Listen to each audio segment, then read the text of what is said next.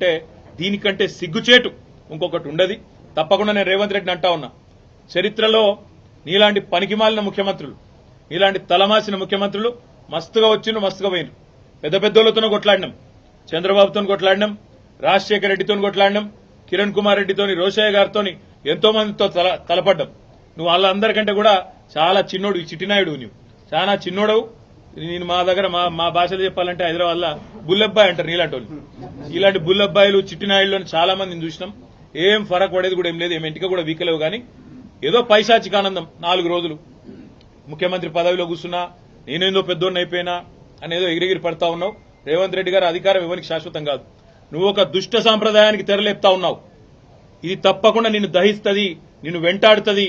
రేపు నువ్వు పదవిలోకి దిగిపోయినాక తప్పకుండా నువ్వు ఈరోజు ఏదైతే దుష్ట సాంప్రదాయాలు నెలకొల్పుతున్నావో ఇవన్నీ నీకే చుట్టుకుంటాయనే మాట కూడా నేను వారిని హెచ్చరిస్తా ఉన్నా.